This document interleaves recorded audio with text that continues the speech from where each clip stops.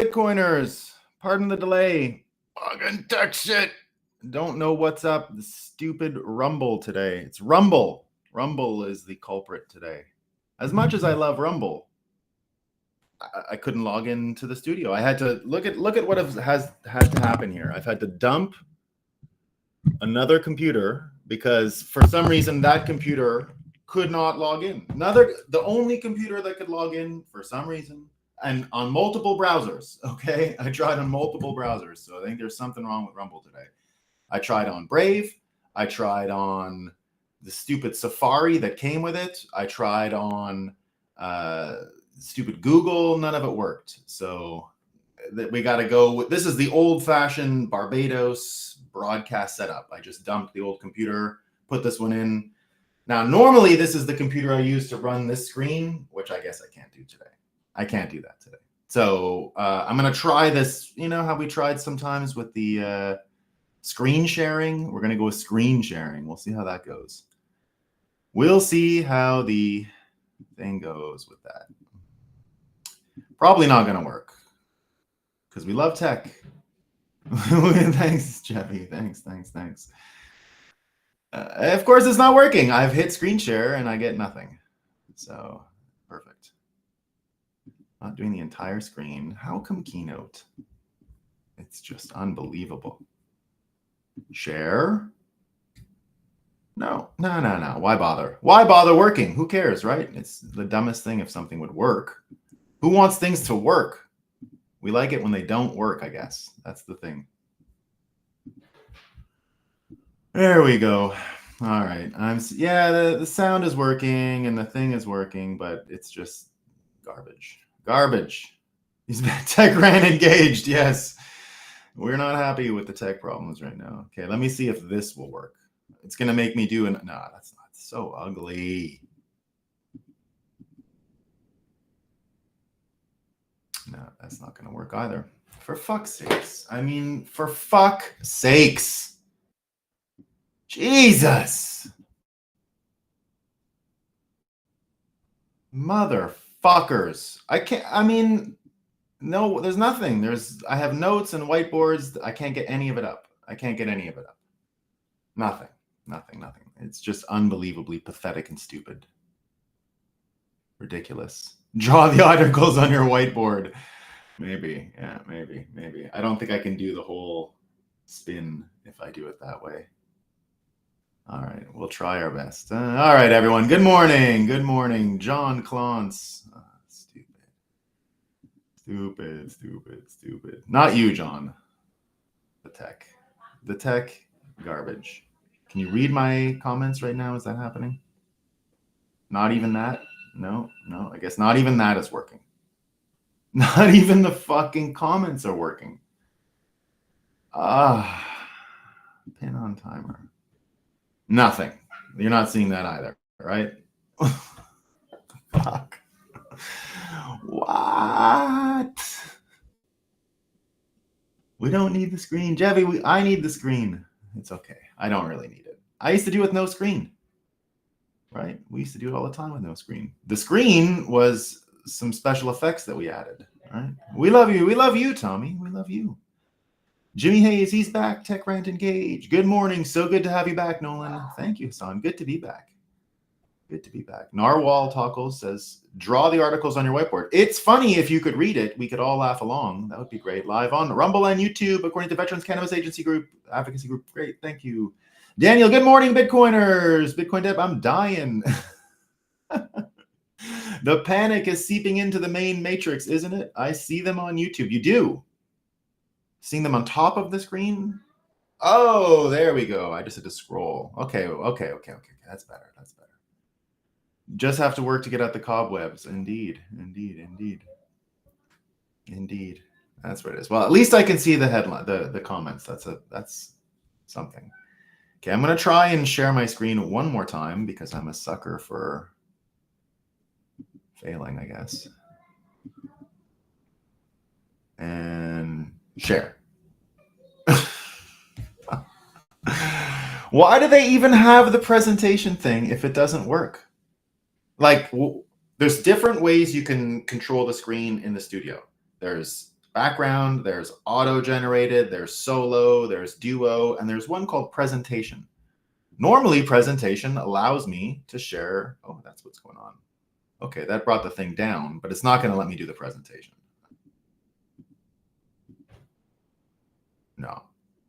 No, presentation just doesn't work. It's just not a thing.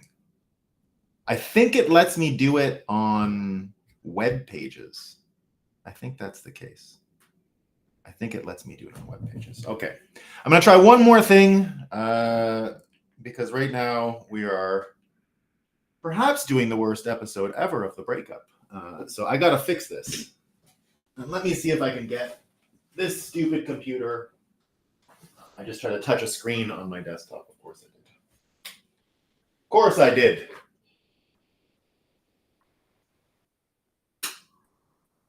Stupid mouse now. Oh, damn it.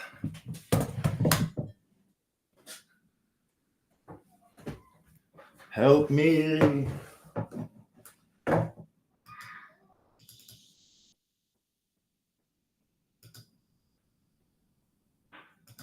Nah, this is never gonna work. Never gonna work. Absolutely never gonna fucking work.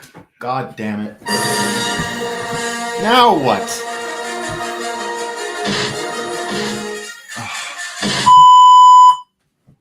Jesus.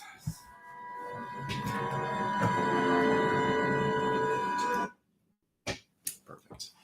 That was from throwing the mouse, which engaged my fan edit version of Star Wars.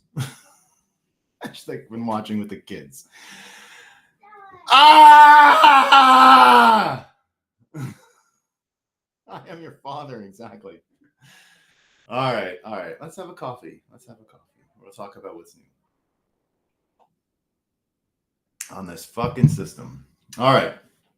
So first up, what's been going on? Where have I been? Before we get into Moscow time and do all the stuff. I guess around a month ago.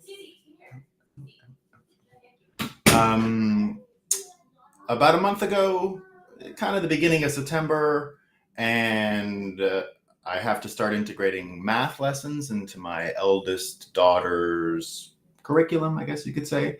So what ended up happening was, the first week after Labor Day, we started the courses, but then I found out a trick, and it was a weird thing. My kids are so used to seeing me work in the morning, right? Because I'm producing the show.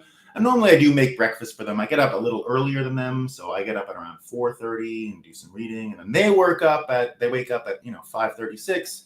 I make breakfast. By then I already know what the show's going to be. We sit down, we chat, and then I go back to it. So what ended up happening was I mixed in the math lessons at that time. And I started doing the math lessons with them right away. And they're getting their entire math done before the sun rises at this point. They're very motivated. It takes zero effort on my part. They're excited to do it. They get up, they do it. Anyway, that started bleeding into me not really having the time in the mornings. And then I also said, well, something else is going on here when it comes to the show, which is we created this show in 2021 at kind of the top of the Bitcoin market in a sense, but also the bottom of the barrel when it came to enthusiasm about how much change we were going to get. It looked like the fiat world was going to run over what we were up to. It was all crypto stuff. It was 2021. Everyone was a little bit blinded by stuff. Remember what was going on back then. My first show ever, which is almost 3 years ago to the day, was when Elon Musk was trying to get sunshine. He called it sunshine would heal the UN, he said. Which I made the joke that he asked him to drink bleach. So I just copied the drinking bleach hoax, right? So sunlight, disinfectant, drink bleach, blah, blah, blah. And so the whole thing sort of charted that. And what this show really was at that time, right? So again, going to the lowest point, it's kind of when like Trump was the most forgotten and the most reviled, and you couldn't really speak his name publicly without being ashamed or whatever. So this show really, in a lot of its functions, was sort of a Trump proxy show. Now, it's obviously not completely about Trump. We did a bunch of other stuff. But the tension that we were talking about, the fiat apocalypse and where things are headed and how to be media literate and all those things. So this is where I've sort of come to by now in September. It's over.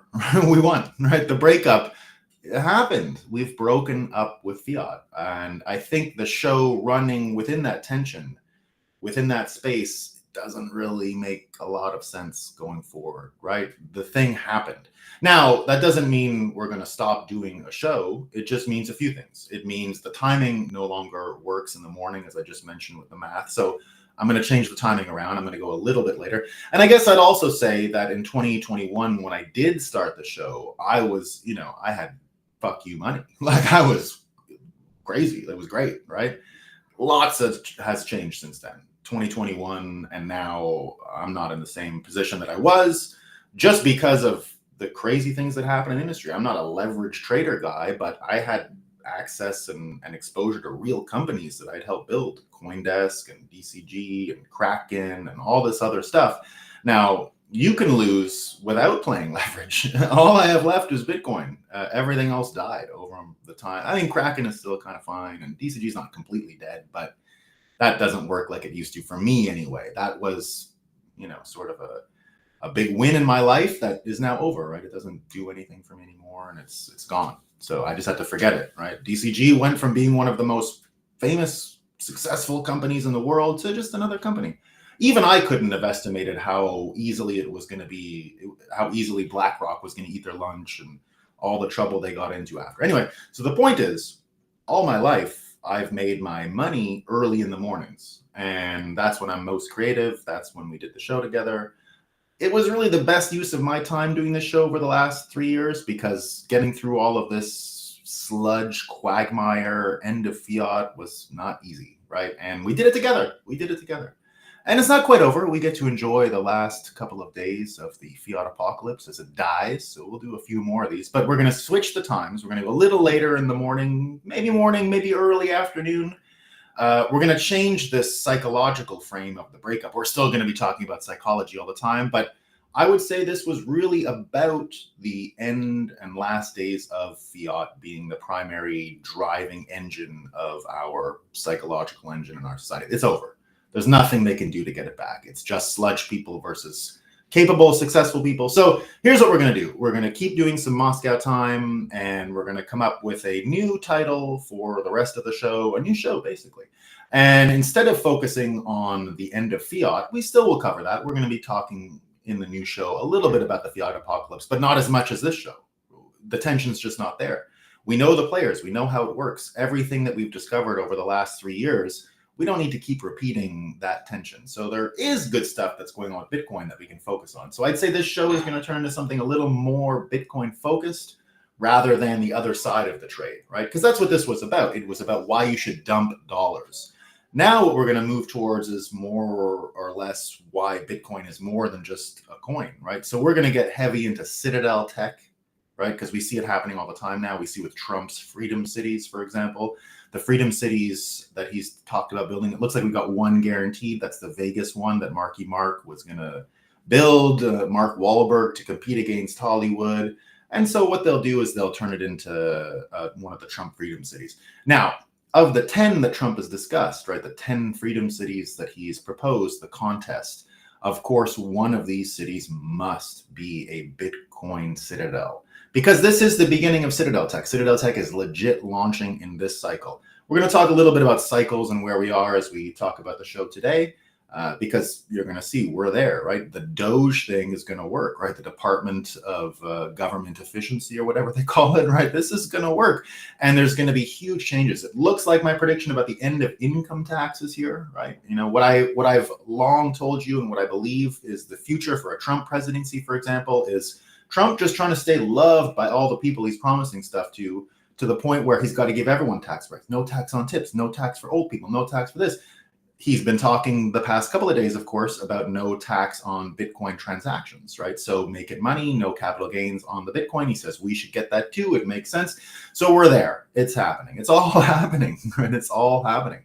And so we're going to be able to talk about Citadel Tech much more. We're going to be able to talk about Bitcoin, very directly affecting Hollywood, very directly affecting the creation of arts and culture, because of course we're at that point now, right? Culture is downstream of politics. We're getting the political change, and all of this cultural stuff is going to come along with it. And Bitcoiners are going to be at the forefront of it, just as we have been at the forefront of the political changes, of the changes in financial literacy, in the changes in media literacy, and the changes in energy literacy. We're combining all of those things, and we're going to make something really, really special. And so what I'm going to focus on the show now is just something that's probably a little more in line with where the industry is headed. Like, I can't keep talking about Trump and the fake news.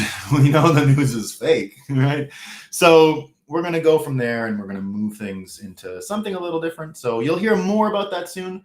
We're going to keep doing a bit of this for the next week, maybe not every day. As I said, with the timing in the morning and stuff and doing the math with the kids, things just changed. And so I've got to use that time both to make money and be creative and use my best hours of the day. So you heard Vivek the other day at Madison Square Garden talk about the energy and being an energy monster in Madison Square Garden and coming there, right? The energy monster part of this is really important. And for me personally, I manage my energy. So I wake up in the morning, that's when I'm my most creative. That's when I can do things that I can't do later in the day. I'm not capable. It's just once the cup is empty, it's empty. There's nothing, you can't get it back, right? So I have to use this morning energy for the things that will turn into very fruitful and gainful things, right? So we'll do that. And then towards the midday, I'm no problem with producing a show and performing in a show and all that stuff. So we're still going to be doing something. It's going to change. We're going to be hanging out. We're going to have fun. I don't think I'm just mind reading a little bit, but I know I personally don't wake up as stressed as I did in 2021. This show being a psychological investigation of the death of Fiat still has some currency. We're going to be able to use that a little bit going forward. But I don't think we need to do as much of the early morning and, the kind of cope sessions that we've been doing for a while now have been great for me. Great, I hope, for you. That's why you keep coming.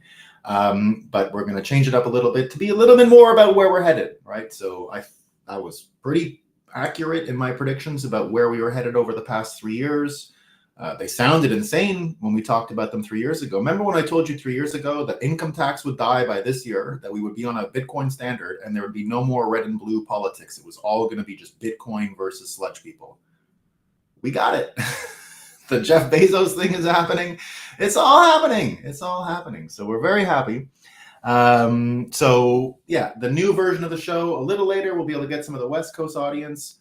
We're going to be focusing, like I said, on Bitcoiners' own artistic endeavors, Bitcoiners' own ability to manifest some kind of heaven on earth here on planet Earth as Bitcoiners. So you'll see a lot of that. It's really more of a show about us being modern day alchemists. If anyone has had a chance to see my new series, the Career Guide to the Fiat Apocalypse, of course, within that, I talk a lot about how Bitcoiners are the new alchemists. Alchemy mostly being I guess you could say, a fake way to hide what they were really doing. The whole popular version of what alchemy is, which is turning lead into gold.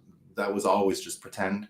It's always about being able to manifest gold with your energy, just like I said, an energy monster, like Vivek described himself, like we know Trump to be.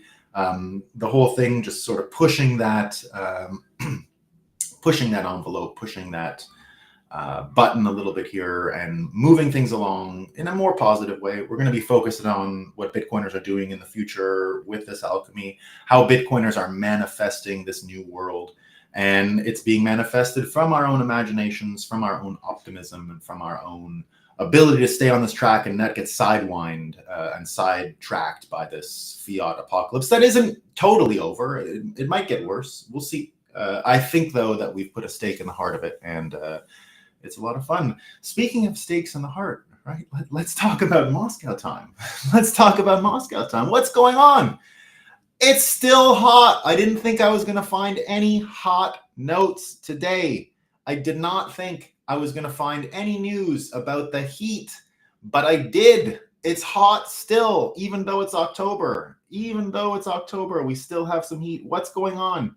Here's one, right? I'll show them to you. Why Halloween week in the eastern U.S. will be scarily warm. Halloween's going to be scarily warm, guys. You wouldn't believe it. On the East Coast, it might be 60 degrees. 60. Kids are going to have to take a break, right? They're going to have to take a break. We've also got this, right? We've also got this. This is in Iceland, guys. Where else is it warm? Is climate change lighting a fuse under Iceland's volcanoes? Volcanoes. So the climate is changing, but the volcanoes are like, I don't like this. I'm sweating. It's so hot. I'm a volcano, but now I'm hot in Iceland. Stop being so hot, sun. Stop it with the clouds and the greenhouse gases. You're lighting a fuse under me. You're making the magma and the tectonic plates shift around. You can't keep doing that. You got to stop with the not recycling, guys. The volcanoes in Iceland are aware when you don't recycle. And if you don't recycle, that volcano will blow up. And it's going to blow up all over you. All right? We know that. That's what's going to happen. Now, I told you right now, it's hot in volcanoes, right? And so hot in volcanoes that with the added greenhouse gases, the volcanoes are getting even hotter. We know it's hot on Halloween now. Where else is it hot? Where else? Well, here we got it from the New York Times. It's going to be hot in the future. Why heat waves of the future may be even deadlier than feared. The heat waves are... I know they're done this year. It's a big surprise. New York Times is in disbelief that the heat waves on the East Coast ended in September to October. They're in disbelief. They can't believe it. But maybe, guys, maybe next year, the heat waves are going to be worse than we said they were going to be. Be afraid. Be afraid. Right? Now, you're going to be asking, but wait a minute. How do they know what the temperatures are going to be like in the future? How do they know? What's their secret? Where do they get this information from? Well, guess what? Guess what? Here is where they get it from. Look at how clever these people are. Look at how great they are, right? Bat poo. I mean, what you do is you get some bat poo, right? It preserves evidence of past fires and past weather events. So you pick up some bat shit, okay, and you look really closely at it. You get like a magnifying glass even. You look into the bat shit, right, with your magnifying glass, and you go, what's going on, bat shit? And this is what it says in the Washington Post. The droppings preserve evidence of past fires, a recent analysis suggests, providing an unconventional record that could help scientists learn more about fire history, which will let us learn more about what the weather was. And everybody knows, once you know what the weather was, you can know what the weather's going to be. That's how it works, right? Everybody knows that. It's exactly that, right? And if that's not enough, we can also tell where our troubles are coming from, right? It's Halloween. Did you guys know this? Did you know that Halloween, according to the Washington Post, did you know that Halloween was one of the biggest greenhouse gas emitters, and you can help save the planet if you just do this, right? This is what you have to do, everyone. The Washington Post. Don't toss your pumpkin after Halloween. Do this instead. It's because when pumpkins rot in landfills, they release planet-warming methane. This year after Halloween, compost it, right? And so, because I'll tell you what's going on.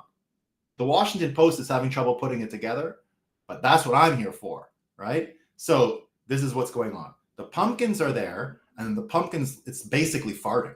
It's the same as the cow farts and the burps and all that stuff. So the pumpkins are all there, and then they're all farting. And then all that goes up into the air. People are measuring it. They're measuring it. It's going up in the air. And then there's so much of that methane in the air that the volcanoes in Iceland are like, whoa. It's hotter because of the methane. I'm going to blow up now. I'm going to explode. It's even hotter. I can't handle this. I'm a volcano. I can't handle it. There's more heat. I'm going to blow my top. Here it comes. Here it comes. Here it comes. I'm a volcano. And then it's bang, gone, right? So pumpkins equal volcano eruptions in Iceland. Everybody knows. Everybody knows. The Washington Post just told you. It's obvious. It's obvious, right? Which is exactly why this headline makes so much sense. Nature magazine, right? This is so true. It's so true. It's so true, right? The world needs a U.S. president who respects evidence. right? Kamala Harris and Donald Trump face off. The fate of U.S. democracy, science, and evidence-based policy hangs in the balance. Guys, I just gave you evidence. The pumpkins, the volcanoes, all of it, okay? All of the bat shit, all of it matters. You must follow that evidence. Otherwise, you're dumb. We deserve a president who's like, excuse me. Did you analyze the bat droppings? Excuse me. I want to know the rate of methane capture from all the pumpkins that have rotted in America since the beginning of the country, right? Because that's a type of imperialism. We're just doing that to the world. It's like nuclear testing, right? Bad. Pumpkin rotting. What's up? It's the same thing. We've been doing basically nuclear level testing throughout America for hundreds of years now with these fucking pumpkins. Okay? So indeed, we deserve a US president who respects evidence. I respect the evidence of the pumpkin guy. The pumpkin guy who did the study on the pumpkin methane and the bat, they said analysts find with the fires and the bat shit, right? I respect them, right? So I could be president. I respect their things. I respect what they found. It's just so good, right? Now, where would we be without the news helping us with this stuff? Like, if I didn't know about the pumpkin thing, I'd be carving pumpkins all day. If I didn't know about the bat droppings, I mean, I just wouldn't know what to do, right?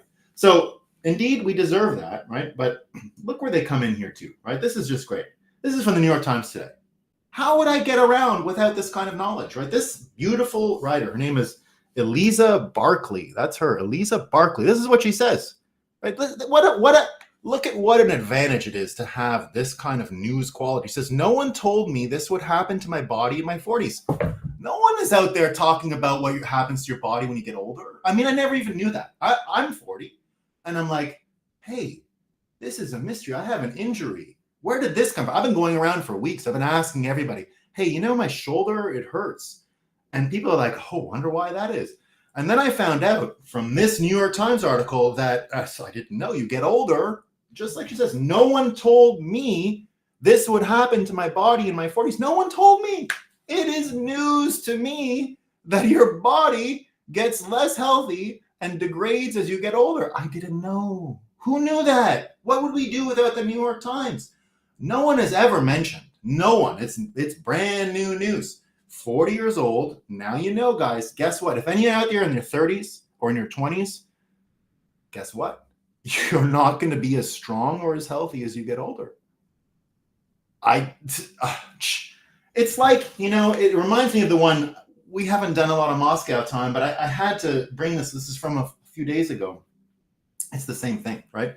Remember when Trump went out and did the French fries? Newsweek, rumors have been circulating on social media that former President Trump's visit to the popular fast food chain was staged. Did you know that?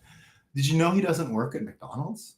I mean, I thought like he's such a disgraced president and his house was only worth $18 million. It's nothing. So it was staged. Guys. He didn't really work at McDonald's. I know. Brace yourself. I know it's hard to find out this much crazy stuff. Your body is getting older and Trump doesn't really work at McDonald's. And people are out there saying, like, what would we do without the news? It's like, who's going to pave the roads? Who's going to do the news? I had a Sludge person this weekend ask me, well, where do you get your news from? And I'm like, well, not from those sources. And he was like, well, are you a nihilist? Yeah, I'm a nihilist. Such a nihilist. So, I'm just glad we found out about this stuff. I'm glad we're on top of it. I'm glad now. That's the point of this show. See the value. Now you know. If you're in your 20s and you're watching this, if you're in your 30s and you're watching this, as you get older, when you're like 40, you can't exercise as much, right? You don't have as much energy, right? And when you get 50, I think it's the same. I think it gets even worse, right? And some people think it might explain aging. It might actually explain why people get old. So there we go. Yeah. It was staged, man. He wasn't really working there. I know. Revelations are coming true now, right? We're learning about all this stuff. It's just That's the world we live in, guys. That's the world we live in. It's tough. It's tough. And that's why, if you have been watching MSNBC over the past day or so, we had Nicole Wallace. Look at this, right? Look, it's a good thing, right? It's a good thing we have these people in the news doing this stuff. Oh, I can't read this one. So Nicole Wallace is the one with the blown out hair all the time. And this is what she had to say on MSNBC yesterday, right? She's reacting to Trump's Madison Square Garden appearance, his rally in Madison Square Garden, right?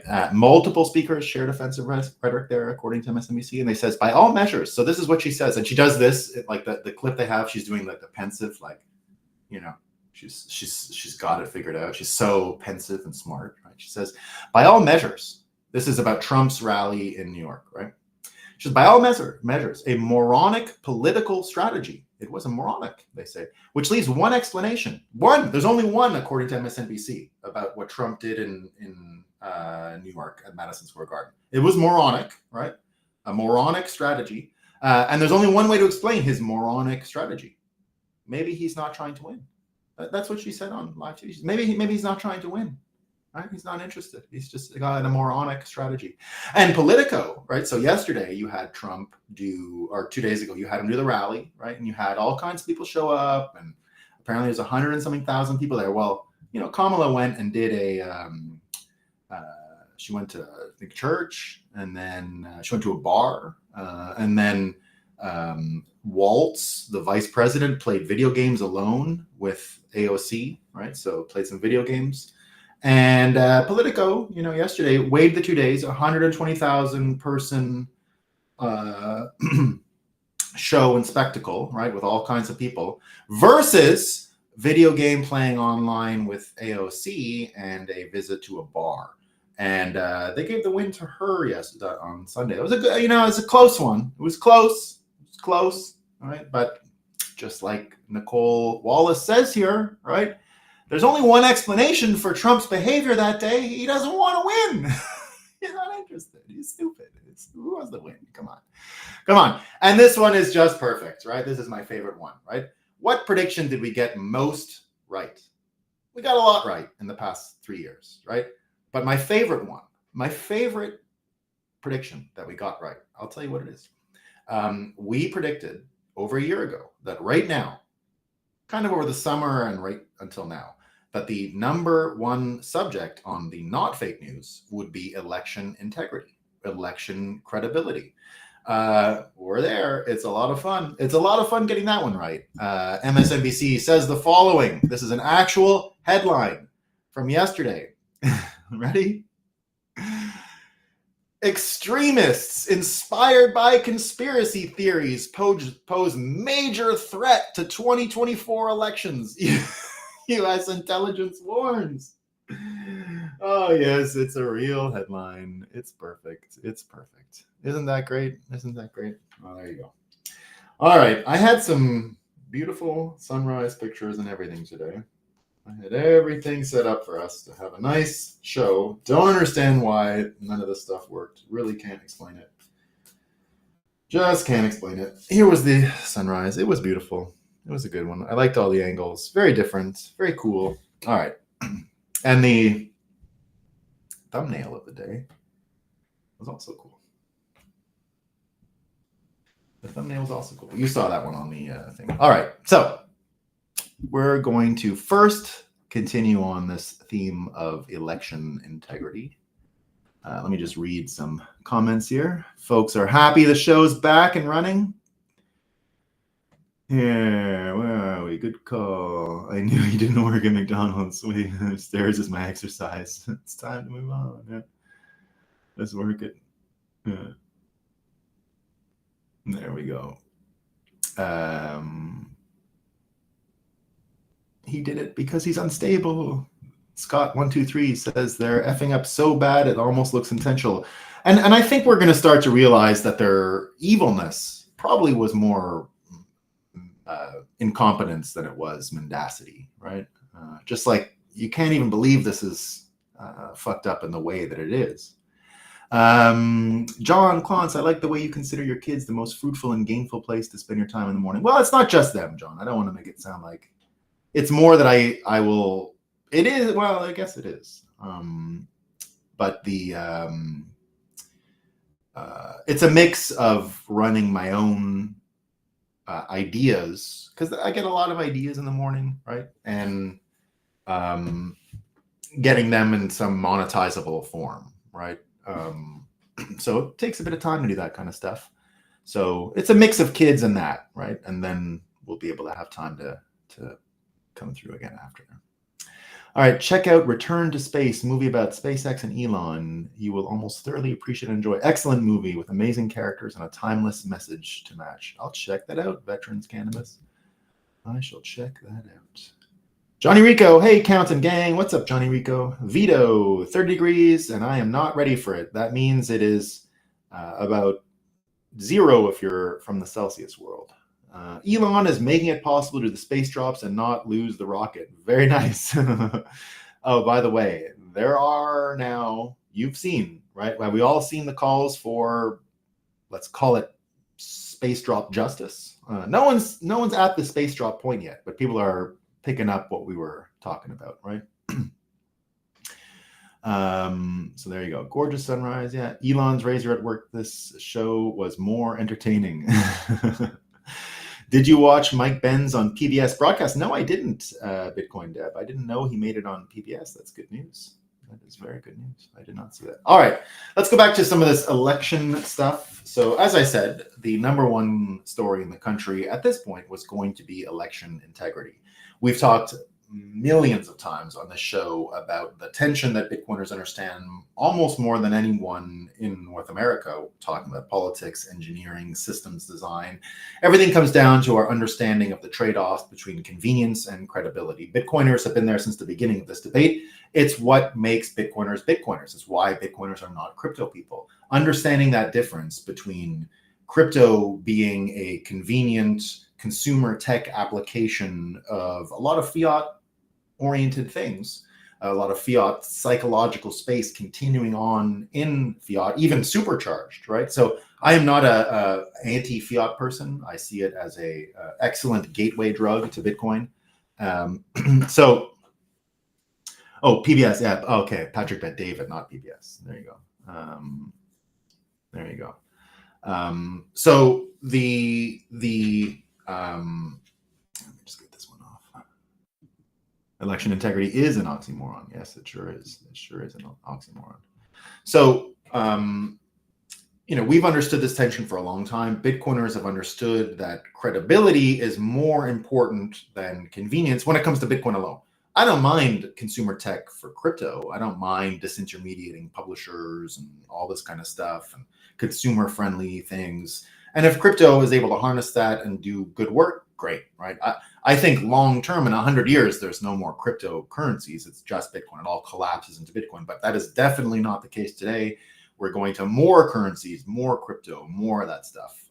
And that'll be part of this whole changeover. But what has allowed Bitcoiners to understand, what it allows crypto people to understand when they become Bitcoiners, is that Bitcoin is separate and different because it optimized for credibility over convenience, unlike any other coin. That's why all other coins are prone to new generation coins taking over for them. That's why I've always believed Solana will beat Ethereum, and something will beat Solana, and so on and so forth. It'll just be turtles all the way down when it comes to that stuff, because it has to be. That is consumer technology. New generation, faster, stronger, blah, blah, blah, all works, except in Bitcoin. Right? Bitcoin is the oldest and slowest, and we all know that whole spiel because it is optimized for credibility, which is really what it's selling. It's selling credibility, not convenience. Now, when you look at the debates that we're seeing out there in the environment, that's exactly what's going on, right? And we've learned so much from Mike Benz, for example, right? Knowing the players, knowing the tricks, right? This whole thing last week that fell flat, that Trump is that Trump is Hitler thing last week, right? No one believed the generals. Nobody believed the fake news. It was all a scam, right? In 2016, that would have been very different, but it didn't happen this time. Because we're learning the tricks, way more people are laughing at this stuff, just laughing hilariously, right? It looks like even internally within the Democrat Party, there's a leaked memo saying that you got to stop with the Hitler stuff because no one's buying it. No one thinks this is real, and it's just putting people off. And so when you look at what's going on, knowing the players, knowing the moves, knowing the technique, recognizing the technique, recognizing the architecture of deceit that we've been analyzing with whiteboards and with hours and hours and hours of study together here on the breakup, we've seen what this thing is. We've seen how the fiat network propagates itself. We've seen how fiat can reach these levels of persuasion and help propagate itself forward. What we've argued for a long time is its ability to propagate forward is going to end. It doesn't have that capacity. And we can see it now. Just look at how flat this fell, right? This is what happened with the New York Times just yesterday trying to talk to Ben Shapiro about election credibility. So Ben Shapiro starts, right? So I've got the thread here. You would have seen the thread there had this stupid thing worked, but we're going with what we got. If you were wondering what the legacy media would plan for its October surprise, wonder no longer. It's here, he says. Today, I received the following from a reporter at the New York Times, he says, right? And then the article the questions that he gets in the email are, I'm a reporter with the New York Times. I wanted to give you an opportunity to comment for an upcoming article that takes a look at how political commentators have discussed the upcoming election on YouTube.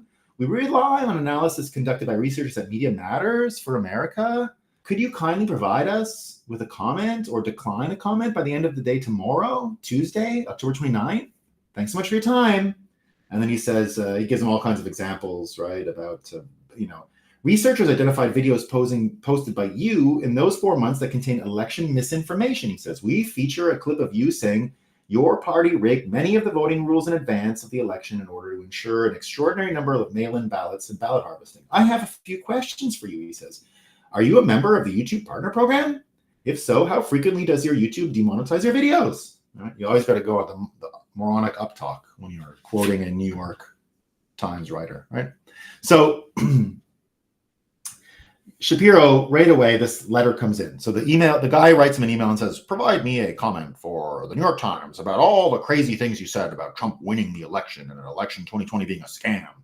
Shapiro says, that's the entire game here. Run an article in America's most trusted newspaper that declares pretty much every major conservative a purveyor of misinformation on YouTube, thus strong-arming YouTube to take action against conservatives.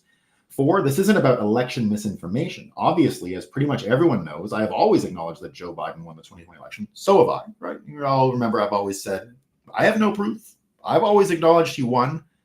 I didn't agree with the way the election was run, right? It's not he won a election that was not credible in my imagination, but I think he followed the rules of an incredulous system and won it. That's fine, right? I wouldn't deny that.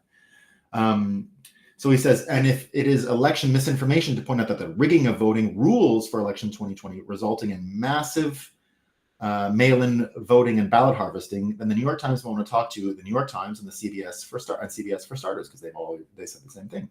And by the way, even if someone does think Joe Biden didn't win the election, this is still protected speech under the First Amendment. But that's the point. You don't get to purvey misinformation to be the target. You just have to support Trump. This is totally scandalous. In 2020, the legacy media shut down dissemination of the Hunter Biden laptop story and laundered the claim that it was Russian disinformation, all to get Joe Biden elected. In 2024, they're even more brazen. They're openly trying to intimidate YouTube, one of the most dominant news platforms in America, into shutting down anyone who disagrees. So just think about this story from what the New York Times is trying to cite as the predicate. It's the media matters, right? It's media matters. This is the defending democracy predicate that Mike Benz has been warning us about for 2 years, right? So what we saw here from Ben Shapiro is operationalizing everything we've come to learn over the past 3 years. It's come to the point where you can just see this right in the open now. And of course, this is the chef's kiss. Ben Shapiro ends it with, go fuck yourself. So the go fuck yourself thing is really important, right? The go fuck yourself anthem that we saw from Elon Musk back in the autumn when he was talking with Andrew Ross Sorkin. Now, again, that's why the first ever episode of the show, episode 1, right, the breakup, Elon Musk tells UN director to drink bleach. Because, of course, that's the time he said he wanted the UN to audit its philanthropy or whatever it does. And he goes, I'll give you all the money you need to feed all the homeless, poor people in the world if you just show me what you're going to do, right? And that's where he said sunlight is the best disinfectant, which, of course, is like saying drink bleach if you're the fake news. So that's where we saw this tension really come forward when it comes to election credibility and our ability to understand how the machinery functions and operates. And Elon did us the biggest favor you can ever imagine, right? So for 3 years now, that first year he had the UN thing, a year later he did the buying of Twitter, and now what we have is an ability to understand exactly how the architecture of deceit functions. And so it's become laughably ineffective. The persuasion is totally gone out. If you know what's going to happen, it doesn't work. And more people recognize it. More and more people just shrug their shoulders, laugh, think it's funny. And that's why this Jeff Bezos article here is so important. He puts this, so Jeff Bezos yesterday, I don't know if you guys have heard the whole context, right? Jeff Bezos kiboshed and vetoed the Washington Post endorsement of Kamala Harris. Everyone's canceling their Washington Post subscription. Not that it matters, right? We never believed the Washington Post was like trying to make money, right? It was not like, we've never believed we were in a world where Jeff Bezos woke up one day and went, you know what? I think I'm going to get into the cutting edge business of newspapers and I'm going to lose $100 million a year. It was never real, right? Something was always missing from that picture. Something's going on. And I always predicted, it's been over a year now, that I said Jeff Bezos was going to work his way out of this in whatever way he could. I don't think we get to see every piece of the puzzle. So it's not just a simple, we get Jeff Bezos' opinion. That's not what's going on here. Jeff Bezos, who makes one of the greatest products in the world, Amazon. I mean, it really is one of the greatest products in the world. Just measure it against all the shit software that doesn't work. That, fucking Rumble Studio. Like, I don't think if Apple built it, it would have that trouble. As much as I love Rumble, right? We understand. Jeff Bezos is in a very special place when it comes to product delivery, and he has delivered one of the greatest in the world. So I've never believed the stories about him. I've never believed the Washington Post thing was him in league with these people. I always thought we were missing some stuff, and now we're starting to get more of it. So he comes out and he writes this article because everyone's freaking out that he vetoed it. So I think they've lost like 20% according to Brian Stelter. He's been really analyzing all the fallout at the Washington Post when it comes to subscriptions. And so what he found out was that something like 20% have already canceled, some really high number. I'm quoting that off the top of my head, but I remember it being that high. So he comes out and he says, the hard truth, Americans don't trust the news media. And this is from Bezos. But here's the important thing, right? Here's what he says. I'll read you the first two paragraphs. He goes, journalism is now the least trusted profession in America. Something we are doing is clearly not working. We must be accurate and we must be believed to be accurate. We are failing on the second requirement. Most people believe the media is biased. Anyone who doesn't see this is paying scant attention to reality. And those who fight reality lose. How many times have we said that on this show? You don't get to do this fight forever. At a certain point, reality catches up and punches you right in the face. And we're there. He says reality is an undefeated champion. And what is reality? Right? We've discussed reality many times here. We've often shared the David Deutsch definition of reality. Reality is a hard to vary truth. Hard to vary, right? The variability of a thing makes it real. Or not real. If a statement can be easily varied, not real, right? The harder it is to vary a statement, the more likely it is to be real, which is why we love Bitcoin. Very hard to vary a Bitcoin transaction. There's one, sort of way to interpret some of this stuff, and variability is just not in the cards here. There's Bitcoin and there's not. So this hard to vary assumptions and truths about reality is what we've said many times is going to spell the end of the fiat apocalypse, or the end of fiat and the ushering in of the fiat apocalypse. So that's what's going on. So here, this is where he goes on. So he says, reality is an undefeated champion. His next word is really important to all of us breakup gang people, because it's exactly what we've been talking about for 3 years. He says, lack of credibility. Lack of credibility. That's the fight. It's all about credibility. Bitcoiners have understood this from the very beginning. The thing that makes Bitcoin worthy of building the future on top of it is that it is credible. Its credibility is everything, right? So when he comes out here, this is Jeff Bezos telling his own writers, telling the world that his media property is not credible. It's not credible, right? The lack of credibility isn't unique to the Post. Our brethren newspapers have the same issue, and it's a problem not only for media, but also for the nation, right? The elections. That's what it's all about. It doesn't matter if they're really fake or not really fake. If no one believes it, it's the same thing. It's the same thing, right? Many people are turning to off-the-cuff podcasts, right? Inaccurate social media posts and other unverified news sources, which can quickly spread misinformation and deepen divisions. The Washington Post and the New York Times win prizes, but increasingly we talk to a certain elite. Not the best part of the article, Jeff. More and more we talk to ourselves, more accurate. So indeed, Jeff Bezos is completely right? The lack of credibility, right, is everything. It's everything that they have to fight against, and it's everything they can't do. They will never be credible, right? They're out there yesterday trying to peddle Victoria Nuland again, right? She's out there with Rachel Maddow, and they're all going on again about Hitler and this and that. None of it sounds credible. Maddow again doing the Madison Square Garden thing, the Nazi rally. I don't know if you guys saw them, but they were some of the best trends yesterday on Twitter. People sharing all the events that have ever happened at the New York Madison Square Garden and showing all as if each of them was a Nazi rally. And it's like JFK's there and MLK and everybody over time, whoever went there, all the Nazis.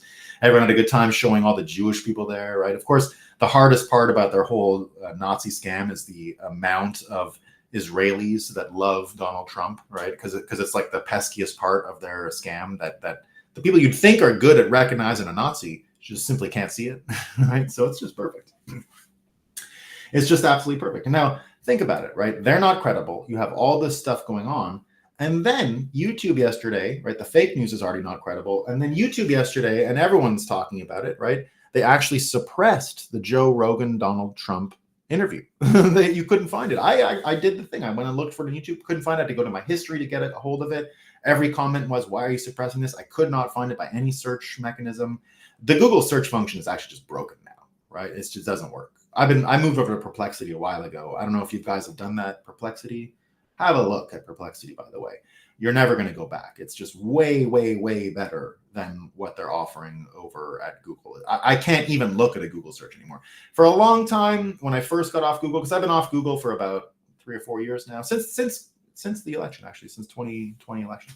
And people would ask me, what do you use otherwise? I DuckDuckGo and Brave, and I was never that big of a fan, right? I didn't buckle and go and use Google. It's not even on my phone. I keep it on my laptop and my desktop simply so I can use the Google Doc functions, and I still have the Gmail. But other than that, it's not on my other devices because it's shit. It's garbage. And it just doesn't work. It just doesn't work. You can't get anything. You got to go 4 or 5 pages down before it stops with the woke bullshit when you do a simple search. Perplexity, on the other hand, you can ask it, like, you can have a conversation with the search engine. It gives you everything in a way that you can read it and navigate it. And it's also heavily influenced by a local Quebecer. So I'm always into local guys from my area having success. So they went and just totally censored this thing, right? So that's not going to help the credibility. You had a lot of people that I saw, a lot of people on the internet yesterday who were anti-Trump and were converted from the Joe Rogan podcast. Not a lot of people can do that, right? Paying Perplexity $20 a month. Yeah, I don't pay them yet. I don't pay Perplexity yet. I just saw someone saying paying them $20 a month. Yeah, I have not paid for that yet. Maybe I will. So far, I haven't bothered. All right, so you've got that. You've got the podcast getting censored. You even had Joe Rogan come and put it on his own X platform, his own profile the other day, and that was pretty good. In order to counter that stuff, right? Let me just get my notes back here. So you've got all these people leaving the Washington Post. You've got the article the podcast from Joe Rogan canceled. It's now moving into this battle in the days after the election of being able to argue about who can form government, who won. I don't think we're going to get a straight answer unless Trump really blows them out of the water, which is actually starting to become a total reality, right? But here's the thing that Elon Musk has said, and you've heard RFK talk about. You heard Trump mention it at the rally that he was going to give RFK all the power in the world to destroy the. In the end, they're putting him after the health mandate, but it will destroy the media. And here's the connection, right? They've talked about, and I've heard Elon Musk talk about it, Trump talk about it, and now RFK talk about it. It's actually a beautiful magic trick, and I hope they do it. I didn't even think of this. This is great. They're going to ban the pharmaceutical companies and the medical industry from advertising on the fake news. So the number one revenue source by a mile of CNN, MSNBC, the New York Times, all these people, gone. Ryan Selkis brings it up here in his tweet today. He says, let me just get the piece. Selkis says, media corruption. Let me just find it. It's definitely here. There we go. Yeah. He goes, media corruption math, right? Maha represents a catastrophic risk to the media and pharma industries, the most corrupt symbiotic relationship in modern crony capitalism. Pharma spends $8 billion a year on TV ads. Total ad revenue for ABC, CBS, NBC is $25 billion annually. They'll starve. So I think that's what's going to happen, right? I think they're done. I don't think they survive this. I think the Fiat apocalypse is upon them, and they're going to taste blood. It's over. And if you didn't think it was already over, there's even better things. Like the idea, I quit the fake news years ago because it didn't bring me anything in life. It didn't make me any money. It didn't do anything, right? I have more potential hanging out with you guys in the morning going on about stuff than ever getting traction on the fake news. It's garbage. So when you see people quitting, you had a great example of it yesterday. And this is how everyone should start quitting the fake news. Because not only did they not have money, all the prestige is gone. I only did it because they used to give me a black car service. They picked me up in the Yukon, drive me all around Manhattan. That was fun. They'd go to the studio. They'd always, hey, the Bitcoin millionaire is here, right? And then I, just chat with them and go on TV and make a couple jokes and blah, blah, blah. But once they got rid of the camera, once they got rid of the cars and all of the nice green room and the fancy coffees and the food and the sandwiches, I was like, why am I going? This is dumb. Like, go on a shitty network that no one watches and have to field their dumb questions, which are always price up, price down, hack, right? I don't need that. But you get an even better example here of someone quitting the fake news. He got kicked off. Did you hear this? So they had a Jewish fella named Gerdusky. I've seen him before. So he's a regular. You know how they have a couple conservatives that let on CNN every now and again? Scott Jennings would be a great one. He's out there dunking on them all the time. But they brought back Mehdi Hassan from MSNBC. They brought him over. And they were arguing about the Trump rally in New York, the Nazi rally, right? And so Mehdi Hassan, why do they have to start being Nazis? And da-da-da-da. And I support the Palestinian people, he says. And then Gerdusky says, well, I hope your beeper doesn't go off. You're out. He's kicked off CNN forever. What would you rather? To go on CNN once a week and have to trade barbs with mentally ill people like Mehdi Hassan? Or would you like to get kicked off with one of the greatest jokes I've ever heard in my life? I mean, in my life. Your beeper goes off. So they're not even going to have talent anymore. They're not even going to have talent. I was ahead of the trend in quitting these guys. I think most people are going to start saying, like, why would I go on to this dumb fucking network? Like, it brings you nothing. I knew how evil it was because they asked me the last time that I ever entertained really going. I've only ever said no to them since.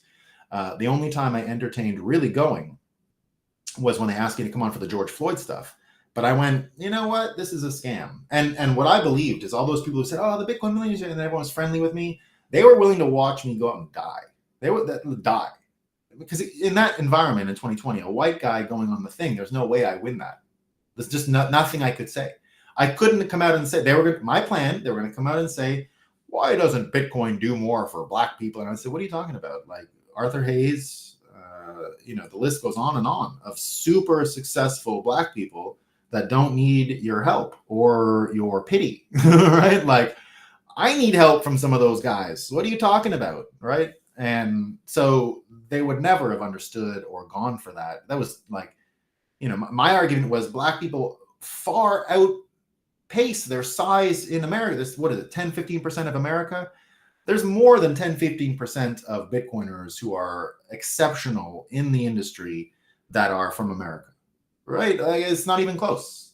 Easily proportionately well represented, and I say exceeding,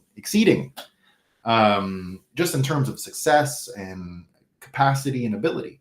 And so that would have not passed.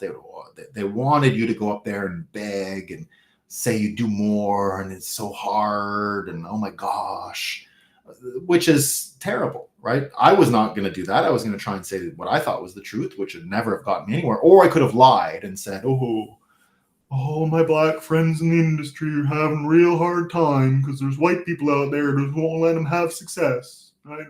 Every time Arthur Hayes' name comes up, everyone's like, I don't want to help that guy. He's black. This is insane. It's insane. Like, no one believes that. And no one would ever act like that. And I've never seen anything like it in my entire life. There's literally not a single Bitcoiner trying to stop another person from getting ahead because of their skin color. And we didn't have those troubles. We're doing great. And so they would never have heard that. So I knew right there they were willing to let me die on stage, ruin my entire life by saying the truth, but it didn't fit their narrative. So it was never going to work for me. So once I sort of thought of that, it just gave me such a sick feeling about who these people were. That's my life, right? Like my life, everything could have been gone from one dumb fake news interview. And so didn't do it, right? Well, what would it be good for? I found someone to do it, and much better than me, and it worked out great. And he said exactly what I was going to say. It was Isaiah Jackson. He went out and said, well, what are you talking about? Like, I'm black. I'm doing great. Everyone's great. We don't need your help. Fuck off. So it was great. And when you see people quitting the news like this guy, it's going to be more of that, right? It's going to be more of them quitting, more of the media failing. And because of that, because of this failure, remember, go back to the basic propagation of the network. This is one of the overarching themes we've been talking about here forever. The propagation of fiat requires the media. And the fault tolerance of this is not 50% plus one like in Bitcoin. That's not the fault tolerance of fiat. It's much, much, much higher, right? I've said before, it can't really handle 75% is too low. 75% of sludge people having consensus and it breaks. It breaks. It can't handle that. 25% of people knowing what the fuck's going on in the world breaks the fiat consensus. Absolutely shatters it, right? And that's the reality catching up. That's the Jeff Bezos line. Reality will come and punch you in the face because American propaganda is stuck in America, right? What's going on in the rest of the world affects us too. And what we found out is going on in the rest of the world yesterday is not good for America. It's one of our other major predictions here. BRICS nations engage in Bitcoin mining. Several BRICS countries, including the UAE and Russia, all doing Bitcoin mining now. We've known this for a while. We've been telling you for a long time that BRICS getting into this was going to be a huge change. And eventually, if BRICS is serious about creating a better international price for energy, it's going to be denominated in Bitcoin. It's going to be along this level. And so when you hear that, when you see these institutions rise up, and then you contrast that with other things like this guy, right? This fucking, look at this fucking loser. These are the people who used to say what they said on, you know what they said on CNN? They said racist people who don't recycle their pumpkins are going to ruin the world and have to go to jail, right? That's what these fucking losers are saying, right? To fulfill our mandate of keeping prices stable and banks safe and sound, we must take nature into account. Meanwhile, Putin would be buying the fucking Bitcoin. Reality is coming. Mike Tyson let us all know years ago. This fucking loser has a plan. Every loser like this has a fucking plan until you get punched in the fucking face. And this little fucking bitch is about to get his face punched in by reality. And a lot of people are. A lot. It's going to happen all around the world. And when you start analyzing and saying, well, where does it go after this, right? It's a lot of mental illness. It's a lot of mental illness. This is what Fisher King says, right? He goes, imagine you are a 110 IQ white liberal with pretensions at intelligence working a mid-tier white-collar job. You've watched MSNBC and read things like The New Republic for years. You believe in your bones that Trump is potentially Hitler. His election could be the end. These people really exist. While Kamala or Chuck Schumer doesn't believe Trump is a fascist, this white liberal does. And she is going to have a mental break if Trump wins. Seriously. There will be people in therapy crying and coping because they have believed all the nonsense and are just smart enough to know, not smart enough not to understand how little they actually know. One of the many reasons to tone down the hyperbole, just for the mental health of such people. Now, Fisher King is not telling us to tone down the hyperbole. Do not be as toxic as you possibly can be to these people. There's no other hope. There's none. You're not going to get there being nice. I'm just going to continue to be as absolutely toxic as I can be going forward. I'm not apologizing for anything, nothing. Maximum Trump, maximum Bitcoin, maximum fiat apocalypse. It's all coming. So you don't have to be there to help them cope, but they're going to have to be coping, right?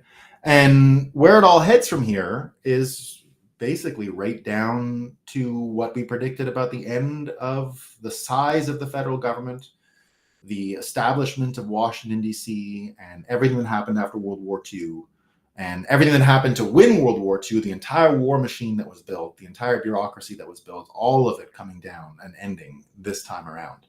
And so when you start seeing folks like Elon Musk and what's the other fella that we love, the Bitcoin guy that was just on the show with Pomp yesterday. He's going to be working with Elon. He's another Trump guy filled with Bitcoin. He's the guy who's going to be doing the government, the Doge thing with Bitcoin. I think we can reduce the annual federal budget by at least $2 trillion, he says.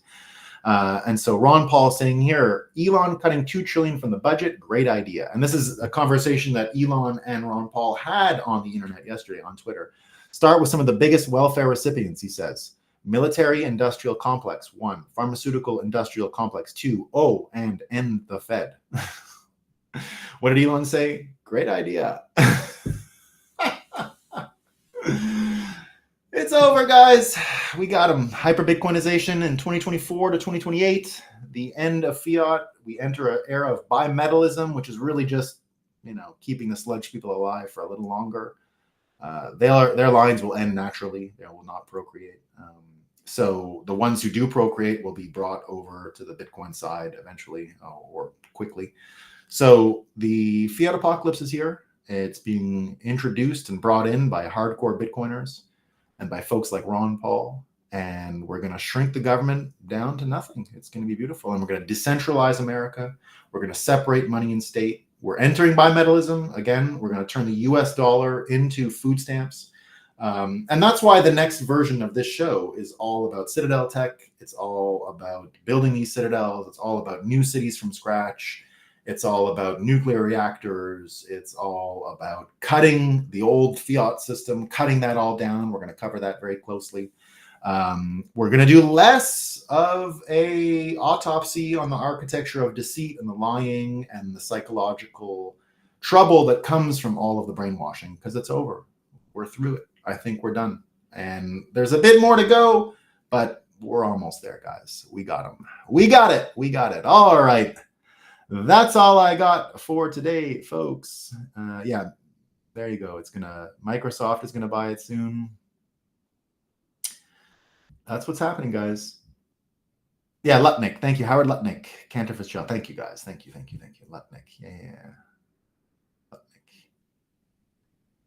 Trump is gonna win by a lot. I think so. Yeah, I think it's too big to cheat now. I mean, we didn't know he was gonna get this much help. We didn't know that all of this energy was going to come to Trump and let Trump notch it down a little. Trump not having to prove himself like a cornered animal every day is the Trump you want, right? That's Trump at as much as I love 2016 Trump.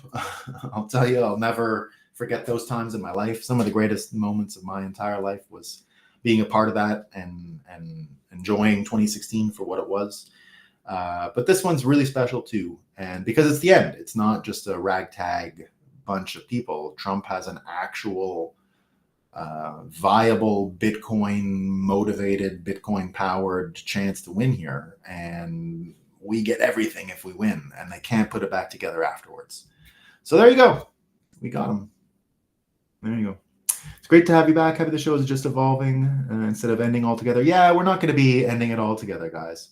But again, we're going to be doing so. I'm back. I don't think I'll do a show tomorrow. I'll do a couple more, but we're going to do the election watch party as well. So the election night, this is where we're going to watch it together. I'm working on a bit, so it's not just me going on for hours, but I'll be part of your election night, I hope, because it is sort of the end of what the breakup was for those 3 years, right? It was this look at the time between the elections, and we're getting there, right? He's hitting the fastball again. Yeah. Cantor's either implicated in 9/11 or its biggest victim. Could be biggest victim, man. Could be biggest victim. We'll see. We don't know the answers to that stuff. I say the big mysteries next come from history and all of that stuff. We're not going to be stuck with what happened in America yesterday, right? The real fake news is going to go elsewhere. So there you go. All right, so we're going to be doing more of this stuff. Again, I'll do a few more of these before we get to it. I'll let you know the day before I'm doing it or whatever. But again, the show will end up being sort of, I'm not sure exactly when, 11:30. I don't want to go against the Simply Bitcoin guys because I love that show. And I kind of want to, anyway, I have some plans, but they're at 12:30 to 1:30. We'll find out what's going on. It could be a little earlier, it could be a little later. We're going to figure it out, though. It's going to be great. CK Snarks, miss you, Nolan. Miss you too, CK. How you doing, man? Let's catch up sometime. Let us catch up. All right, team. Thanks for bearing with the technical difficulties. I will try to figure that out. Don't know what went wrong. I mean, I didn't think I was going to be able to do the show. You have like a login screen with Rumble when you come in, right? It's just a login. And you hit the button sign in, and normally it converts to your studio after you sign in. It just refresh the same sign-in page on multiple browsers, and it wasn't. I erased cookies or whatever, that didn't work. So we had to go to, somehow this one stayed logged in because this is where I loaded the show up to begin with, but I couldn't get it on the desktop, so I had to dump all that equipment off this desk and start with this one without the screen and blah blah blah blah. Boring shit, but there you go. Yeah. Can't let Nick. All right. Peace. See you soon.